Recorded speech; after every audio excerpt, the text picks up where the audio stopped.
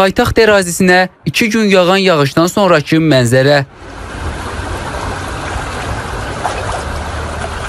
Kimi yolu keçməyin yollarını düşünür, kimi gölməçələrdə islamamaq üçün əlindən və ayağından gələn edir, kimisi də çarəni yalnız uzun çəkmələrdə görür.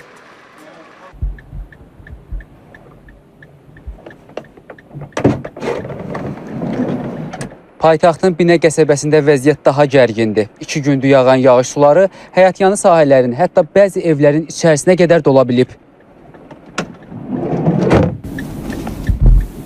Məhəllərarası yollardakı vəziyyət demək olar ki, iflic olub. Bu günlərdə sakinlərin məşğuliyyəti yağış suları ilə mübarizədə keçir.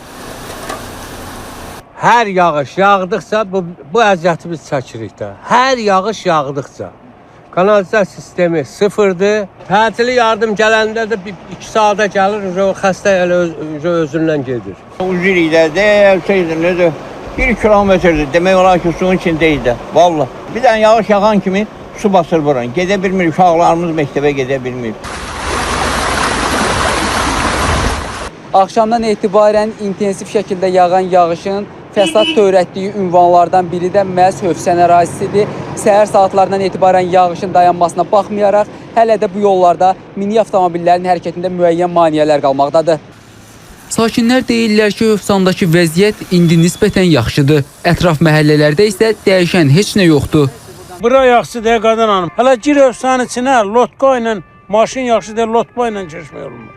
Heç bir kanalizasiya işləmir. Demək olar ki, mən 30 ilə yaxındır bu Hövsan qəsəbəsində yaşayıram. Hər yağış yağanda bu vəziyyətdir bax. Bütün millətin hamısı əzab çəkir. Hələ bura nədir? Məhəllələr var ha.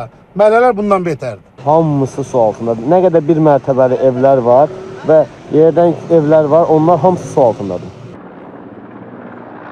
Paytaxt ərazisində su basma hallarının qeydə alındığı ərazilərdəki vəziyyətlə əlaqədar Dövlət Su Ehtiyatları Agentliyindən bildirildi ki, qurum gücləndirilmiş iş rejimində fəaliyyət göstərir. Tullantı su şəbəkəsi mövcud olmayan ərazilərə müvafiq su kanal idarələrinin qəza briqadaları cəlb edilərək ərazilərdə toplanan yağış sularını istismar qaydalarının mümkün şərtləri çərçivəsində idarə edirlər. Vurğun Mədətov, Rizvan Əkbərli, Rüfət Əliyev, İTV Xəbər.